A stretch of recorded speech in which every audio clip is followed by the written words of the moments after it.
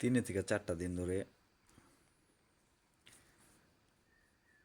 কয়েকটা লোক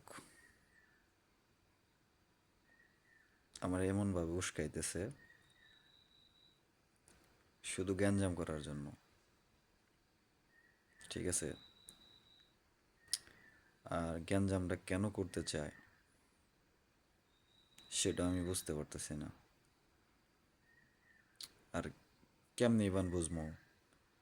তার সাথে আমার পুরনো কোনো শত্রুতা নাই, রিসেন্টলি কিছুদিনের মাঝখানেও শত্রুতা নাই, বাট আজকে পর্যন্ত আমার সাথে শত্রুতা নাই। তারপরেও কেন যেন আমার সাথে গ্যাঞ্জাম করতে চাইতেছে, আমি বুঝতে পারতেছি না। অতএব একটা মানুষের সাথে চলাফেরা করলে বোঝা যায় যে ইশারা ইঙ্গিতে যে সে আজকে কি করতে চাইতেছে। তো আজকে না,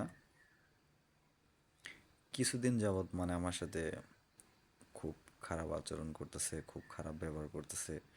আমি ভালো মন্দ কিছু জিগাইতে গেলে সে আমার কথার প্রেক্ষাপটে মানে প্রেক্ষা থেকে সে এমন একটা রিয়াক্ট করে, মানে বোঝা যায় যে আমার প্রতি খুব খুব খুব রাগ। এই রাগটা তার তার তার তার মনে আমার প্রতি এত ক্ষোভ কেন আমি বুঝতে পারতেছি না। তো দেখা যাক আল্লাহ কি করে। সবই আল্লাহর হাতে ছেড়ে দিছি। এখন কপালে যদিও মাইল লেখা থাকে সেটা তার ফিরানোর কোনো ক্ষমতা নাই। ঠিক আছে, আর যদিও ফিরাইতে পারে সেটা একমাত্র উপরওয়ালা। তো উপরওয়ালার হাতে সব কিছু সাইরা দিলাম। তো এই কপাল, এই নসিব, এই নসিবে যদি মানে মায়ের কপালে থাকে তাহলে অবশ্যই খামো। যত সেফটি নিয়ে ঘুরি আর যতই মনে করেন যে বডি গার্ড নিয়ে ঘুরি বা বাসার লোকজনকে বইলা বেড়াই বা মাতবারের কাছে বিচার দিই, তো এগুলা দিয়ে কোনো কিছুতেই কামাবো না যদি আমার নসিবে মায়ের লেখা থাকে। তো যাই হোক, আমি আমার নসিবটা একমাত্র আল্লাহর উপর ছেড়ে দিছি।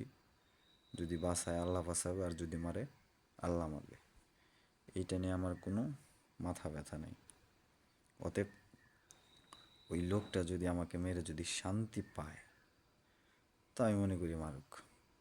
সে একবারই তো মারবে, দ্বিতীয়বার তার মারবে না।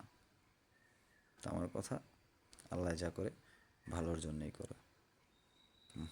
ঠিক আছে, আর হয়তো আমি হয়তো কোনো কথার কারণে, কোনো আচার ব্যবহারে হয়তো তার সাথে বেয়াদবি করছি, বা আমার কাছে মনে হয় না যে বেয়াদবি করছি।